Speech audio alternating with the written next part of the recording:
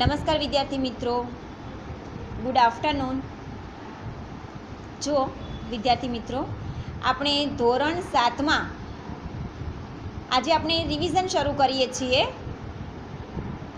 સામાજિક વિજ્ઞાનના વિષયમાં આપણે પાઠ પહેલો આપણો હતો રાજપૂત યુગ, નવા શાસકો અને રાજ્યો। આ પાઠ આપણે સમજાવી દીધો છે, સમજૂતી પણ મોકલી દીધી છે અને સ્વાધ્યાય પણ તમે લોકોએ પાકી નોટમાં લખી નાખ્યું હશે પુસ્તકમાંથી જોઈને, બરાબર છે।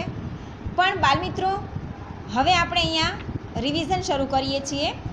તો અહીંયા આપણે પાઠ પહેલો આપણો છે સામાજિક વિજ્ઞાનમાં રાજપૂત યુગ, નવા શાસકો અને રાજ્યો, બરાબર છે બાળમિત્રો। તો અહીંયા જુઓ, આપણો પ્રશ્ન પહેલો છે, નીચેના પ્રશ્નોના ઉત્તર એક વાક્યમાં આપો। નીચેના પ્રશ્નોના ઉત્તર એક વાક્યમાં આપો। તો આપણે આ પ્રશ્નોના જવાબનો મહાવરો કરવાનો છે। તો પહેલો આપણો પ્રશ્ન છે, રાણીની વાવ કોણે બંધાવી હતી? રાણીની વાવ કોણે બંધાવી હતી? તો જવાબ છે આપણો, રાણીની વાવ પાટણના રાજા ભીમદેવ સોલંકીના પત્ની રાણી ઉદયમતીએ બંધાવી હતી। ફરી પ્રશ્ન છે આપણો, રાણીની વાવ કોણે બંધાવી હતી? જવાબ છે આપણો, રાણીની વાવ પાટણના રાજા ભીમદેવ સોલંકીના પત્ની રાણી ઉદયમતીએ બંધાવી હતી। ત્યારબાદ છે પ્રશ્ન બીજો, ચૌહાણ વંશના શાસકો આરંભમાં ક્યાં શાસન કરતા હતા? સવાલ છે આપણો ફરી, ચૌહાણ વંશના શાસકો આરંભમાં એટલે કે શરૂઆતમાં ક્યાં શાસન કરતા હતા? તેઓ ક્યાં શાસન કરતા હતા? તો જવાબ છે આપણો કે ચૌહાણ વંશના શાસકો આરંભમાં રાજસ્થાનના સાંભર સરોવર નજીક શાકંભરી નામના સ્થળે શાસન કરતા હતા। ફરી આપણો જવાબ છે, ચૌહાણ વંશના શાસકો રાજસ્થાનના સાંભર સરોવર નજીક શાકંભરી નામના સ્થળે શાસન કરતા હતા। પછી ત્રીજો આપણો પ્રશ્ન છે, અણહિલવાડ પાટણની સ્થાપના કોણે કરી હતી? અણહિલવાડ પાટણની સ્થાપના કોણે કરી હતી? તો અણહિલવાડ પાટણની સ્થાપના પંચાસરના શાસક જયશિખરીના પુત્ર વનરાજ ચાવડાએ કરી હતી। ફરીવાર, અણહિલવાડ પાટણની સ્થાપના પંચાસરના શાસક જયશિખરીના પુત્ર વનરાજ ચાવડાએ કરી હતી। બરાબર, તમને પ્રશ્ન પૂછાઈ શકે છે કે અણહિલવાડ પાટણની સ્થાપના કોણે કરી હતી? તો અણહિલવાડ પાટણની સ્થાપના પંચાસરના શાસક જયશિખરીના પુત્ર વનરાજ ચાવડાએ કરી હતી. ચોથો પ્રશ્ન છે આપણો, વાઘેલા વંશનો છેલ્લો શાસક કોણ હતો? ફરી પ્રશ્ન છે આપણો, વાઘેલા વંશનો છેલ્લો શાસક કોણ હતો? તો જવાબ છે વાઘેલા વંશનો છેલ્લો શાસક કર્ણદેવ વાઘેલા હતો. ફરી વાઘેલા વંશનો છેલ્લો શાસક કર્ણદેવ વાઘેલા હતો. બાળમિત્રો સમજાય છે ને? પછી આપણો પ્રશ્ન 1નો આપણો પૂર્ણ થયો. હવે પ્રશ્ન 2 એનો ટૂંકનોંધ લખો. બરાબર? તો આપણે ટૂંકનોંધ લખવાની છે. તો તમે પરીક્ષામાં જો તમને ટૂંકનોંધ પૂછાય તો 7 થી 8 લીટીની તમારે ટૂંકનોંધ લખેલી હોવી જોઈએ. બરાબર છે? તો અહીંયા આપણે પહેલી ટૂંકનોંધ છે રાજપૂતના ગુણો. તો બાળમિત્રો મેં જો અહીંયા લખ્યું છે કે પાના નંબર 1, એટલે હું તમને અત્યારે અહીંયા સમજાવું તો છું જ કે રાજપૂતના ગુણો વિશેની ટૂંકનોંધ તમને સમજાવું છું. પણ જુઓ બાળમિત્રો, તમારે કદાચ તમને જવાબ ના મળે તો પાના નંબર 1 ઉપર એના જવાબ છે. તો આપણે જોવાનું છે કે રાજપૂતના ગુણો વિશેની ટૂંકનોંધ આપણે જોવાની છે. તો એ આપણે ટૂંકનોંધ જોઈએ. જો અહીંયા રહી. બરાબર છે? તો દેખાય છે ને તમને દરેક વિદ્યાર્થીને પુસ્તકનું વ્યવસ્થિત દેખાય છે ને? તો જુઓ, આપણે અહીંયા જોઈએ કે રાજપૂતોના ગુણો વિશે જોઈએ. તો રાજપૂતો વીરતા, સાહસ અને શૌર્ય માટે જાણીતા હતા. તેઓ એટલે કે રાજપૂતો બહાદુર અને ટેકીલા હતા. રાજપૂતો વીરતા, સાહસ અને શૌર્ય માટે જાણીતા હતા. તેઓ બહાદુર હતા, એટલા જ ટેકીલા પણ હતા. આપેલ વચનને પ્રાણને ભોગે પણ પાળતા. તે કોઈને વચન આપી દે તો એ પોતાના પ્રાણના ભોગે પણ તે વચનનું પાલન કરતા. દુશ્મનને પીઠ બતાવવા કરતા તેઓ મૃત્યુને વિશેષ પસંદ કરતા. યુદ્ધભૂમિમાં તેઓ દુશ્મનને પીઠ બતાવવા કરતા મૃત્યુને પસંદ કરતા. એટલે કે તેને કહેવાય કેસરિયા. ખબર પડી? રાજપૂતો છે એમને જ્યારે એમ લાગે કે હવે પોતાની હાર નિશ્ચિત છે ત્યારે તેઓ શું કરતા? પૂરા બળથી દુશ્મનો સામે તૂટી પડતા અને પછી તેઓ મોતને વાલું કરીને કેસરિયા કરતા. તેઓ ગૌ બ્રાહ્મણ પ્રતિપાલક હતા. એટલે કે તેઓ ગાયો અને બ્રાહ્મણોના પાલક હતા. ગૌ એટલે ગાય અને બ્રાહ્મણ એટલે જ્ઞાતિ છે. તો આવી રીતે રાજપૂતો ગૌ બ્રાહ્મણ પ્રતિપાલક હતા. શરણે આવેલાનું તેઓ કોઈ પણ ભોગે રક્ષણ કરતા.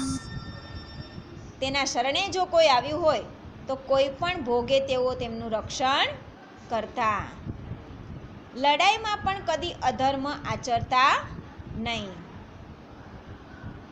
લડાઈમાં પણ રાજપૂતો કદી અધર્મ આચરતા ન હતા. બરાબર. તો આ આપણી ટૂંક નોંધ થઈ રાજપૂતોના ગુણ. બરાબર, જે પાના નંબર 1 ઉપર છે જવાબ એનો. હવે આપણી બીજી ટૂંક નોંધ છે રાજપૂતોનું વેપાર વાણિજ્ય. રાજપૂતોનું જે વેપાર વાણિજ્ય છે એ પુસ્તકમાં પાના નંબર 5 ઉપર છે. એ ટૂંક નોંધના જવાબ જુઓ. બાળમિત્રો, હું તમને અહીંયા વિડીયોમાં તો સમજાવું જ છું, પણ કદાચ તમને આના જવાબ ના મળતા હોય તો આ રાજપૂત યુગના વેપાર વાણિજ્ય એ ટૂંક નોંધનો જવાબ છે પુસ્તકમાં પાના નંબર 5 ઉપર. રાજપૂત યુગમાં વાણિજ્ય વ્યવસ્થા ઉપર દેખરેખ રાખવા માટે એક અલગ વિભાગ હતો. રાજપૂત યુગમાં વાણિજ્ય વ્યવસ્થા એટલે કે વહીવટ વ્યવસ્થિત ચાલે અને તેના ઉપર દેખરેખ રાખવા માટે એક અલગ જ વિભાગ હતો. અને આ વિભાગ વિદેશ ખાતેના વેપાર ઉપરની જકાત વસૂલ કરવાની, એટલે કે તેમનું કાર્ય શું હતું? તો આ વિભાગનું કે વિદેશ ખાતેના જે વેપાર ઉપરની જે જકાત, વિદેશથી જે માલ આવતો એની જે જકાત હોય એ જકાત વસૂલ કરવાની, પછી વસ્તુઓનું મૂલ્ય ઠરાવવાની અને રાજ્યમાં ઉપયોગી થતી વસ્તુઓ મંગાવવાની વગેરે વ્યવસ્થા કરતો. મુખ્ય કર જમીનનો ઉપજનો 6ઠ્ઠો ભાગ હતો. મુખ્ય કર જે છે એ જમીનની ઉપજનો 6ઠ્ઠો ભાગ હતો. એટલે કે જમીનમાં જે ઉપજ થાય, એટલે કે ખેતરમાં જે પાક પાકે એનો 6ઠ્ઠો ભાગ એ તેનો જમીન એ મુખ્ય કર હતો. રાજપૂત યુગમાં જમીનભરનો કર એ ભાગ નામે ઓળખાતો. રાજપૂત યુગમાં જે જમીન ઉપરનો જે કર હતો એ કયા નામે ઓળખાતો હતો? ભાગ નામે. આજે પણ જમીન ઉપર કર લેવાય છે.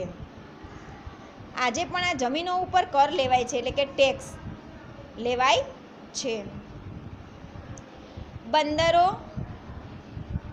અને નાકા ઉપર તથા સિંચાઈ ઉપર કર ઉઘરાવવામાં આવતો. બંદરો અને નાકા ઉપર તેમજ સિંચાઈ ઉપર પણ કર ઉઘરાવવામાં આવતો હતો. આ સમયે દરિયાપારના વેપાર માટે ગુજરાતના સ્તંભતીર્થ, જેને હાલમાં આપણે જેને ખંભાત કહીએ છીએ, આ સ્તંભતીર્થ એટલે કે ખંભાત અને ભૃગુ કચ્છ કે જેને આપણે ભરૂચ કહીએ છીએ, એ સમયના એ મુખ્ય બંદરો હતા. આ થઈ આપણી રાજપૂતોના વેપાર વાણિજ્ય વિશેની ટૂંક નોંધની. ફરીવાર તમને સમજાવી દઉં ટૂંક નોંધ કે રાજપૂત યુગના વેપાર વાણિજ્ય, તો એ જુઓ આપણે. રાજપૂત યુગમાં વાણિજ્ય વ્યવસ્થા ઉપર દેખરેખ રાખવા માટે એક અલગ વિભાગ હતો.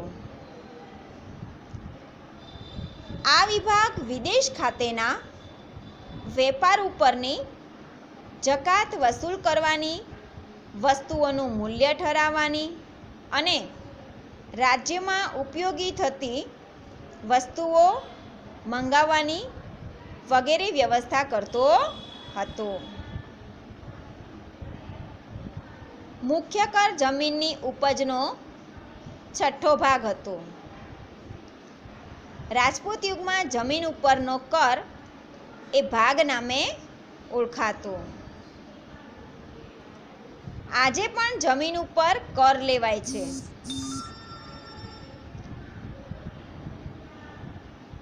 બંદરો અને નાકા ઉપર તથા સિંચાઈ ઉપર કર ઉઘરાવવામાં આવતો.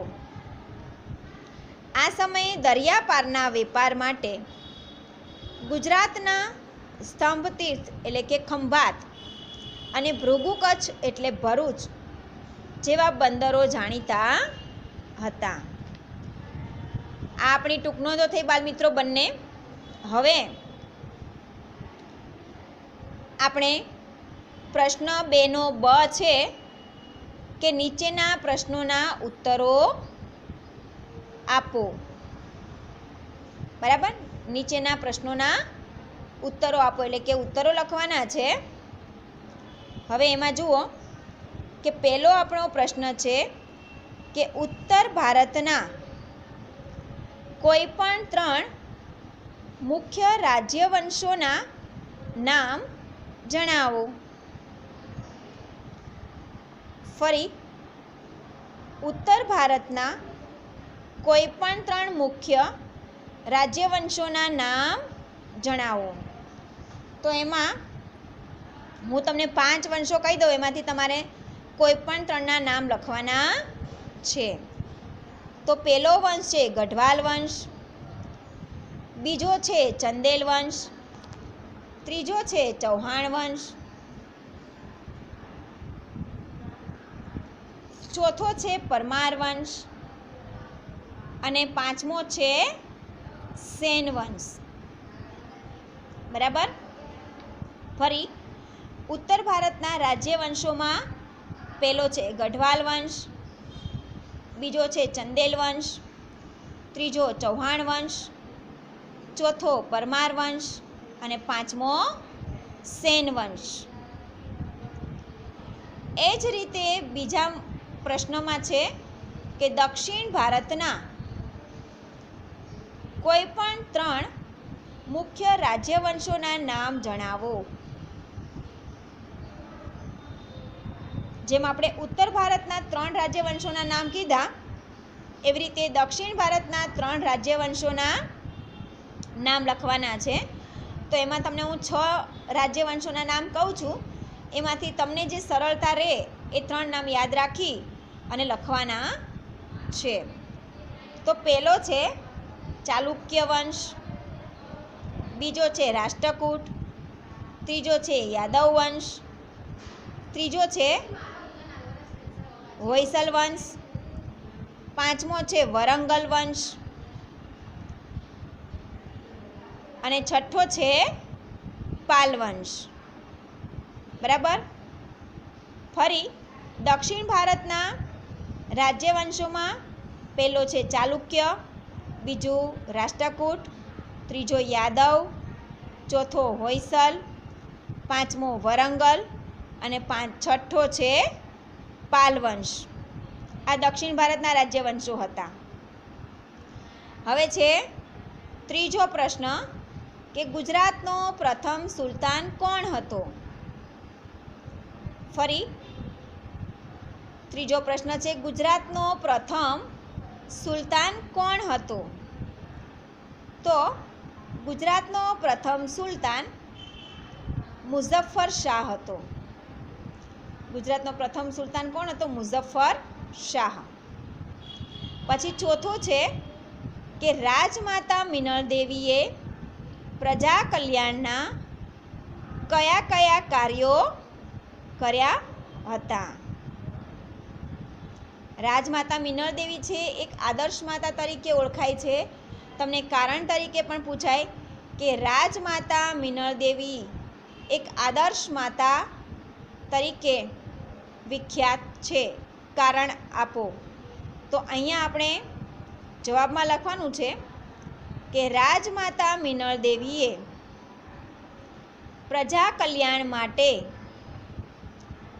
સોમનાથનો યાત્રાવેરો માફ કરાવ્યો, તેમજ રાજમાતા મિનળ દેવીના કહેવા મુજબ સિદ્ધરાજ જયસિંહે ધોળકામાં મલાવ તળાવ અને વિરમગામમાં મુનસર તળાવ બંધાવ્યા હતા. એ સમયે ધોળકા અને વિરમગામમાં પાણીની ખૂબ અછત સર્જાઈ હતી. તેથી રાજમાતા મિનળ દેવીએ સિદ્ધરાજ જયસિંહ એટલે કે તેના પુત્રને રાજમાતા મિનળ દેવીના કહેવાથી સિદ્ધરાજ જયસિંહે ધોળકામાં મલાવ તળાવ અને વિરમગામમાં મુનસર તળાવ બંધાવ્યા હતા. હવે છે આપણે સાચો વિકલ્પ પસંદ કરીને લખવું. તેમાં પહેલો છે આપણો કે ઉત્તર ભારતમાં કયા રાજાના અવસાન બાદ નાના નાના રાજ્યો સ્વતંત્ર થયા? તો એમાં અ છે પુલકેશી, બ છે હર્ષવર્ધન, 3 મિહિર ભોજ અને 4 એટલે કે ડી છે અશોક. તો આપણે જવાબ આવશે બી હર્ષવર્ધન. હર્ષવર્ધન રાજાના અવસાન બાદ નાના નાના રાજ્યો સ્વતંત્ર થયા હતા. પછી આપણો નવો વિકલ્પ છે કે બુંદેલખંડનું રાજ્ય પાછળથી કયા નામે ઓળખાયું? તો જવાબ છે આપણો એ જેજાક ભુક્તિ, બી ઉજ્જૈની, સી પ્રતિહારો, ડી ચાલુક્યો.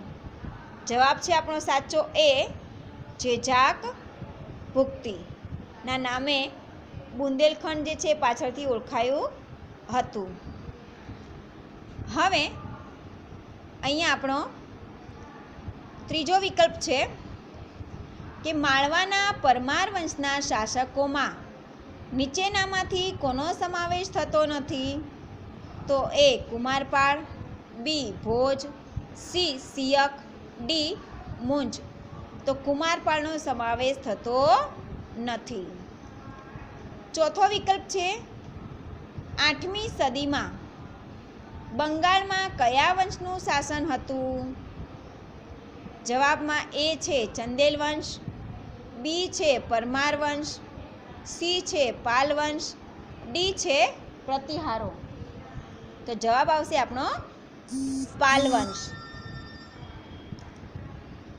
પછી 5મું છે રાણીની વાવ કયા વંશના શાસનકાળમાં બનાવવામાં આવેલી હતી?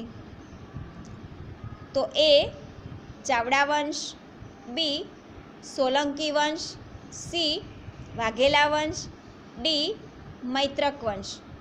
જવાબ છે આપણો બી સોલંકી વંશના સમયમાં રાણીની વાવ બંધાવવામાં આવી હતી. હવે આપણો બ છે યોગ્ય જોડકા જોડો. એમાં અમાં છે સેન વંશ. તો સેન વંશની સામે આવશે સી વિજયસેન પ્રથમ. સેન વંશની સામે આવશે વિજયસેન પ્રથમ. પછી બીજું છે સોલંકી વંશ. સોલંકી વંશની સામે આવશે કુમારપાળ. ત્રીજું પાલ વંશ. પાલ વંશની સામે આવશે ગોપાલ, ડી ગોપાલ. બરાબર. પછી ચોથું છે રાષ્ટ્રકૂટ વંશ. રાષ્ટ્રકૂટ વંશની સામે આવશે બી ગોવિંદ ત્રીજો. પછી 5મો પલ્લવ વંશ. પલ્લવ વંશની સામે આવશે નરસિંહ વર્મા બીજો. બરાબર. તો બાળમિત્રો, આપણે આજે ધોરણ 7માં સામાજિક વિજ્ઞાનના વિષયમાં પાઠ પહેલાંના પુસ્તકનું સ્વાધ્યાયની આપણે ચર્ચા કરી. દરેકે આ સ્વાધ્યાય પાકી નોટમાં ના લખ્યું હોય તો પાકી નોટમાં લખી નાખજો, અને ઘરકામની નોટમાં આજનું હોમવર્ક છે એટલે બંને નોટમાં તમારે આ લખવાનું છે.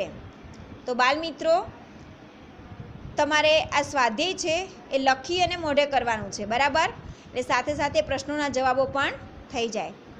તો આજે આપણો આ ધોરણ 7નો લેક્ચર પૂર્ણ કરીએ છીએ.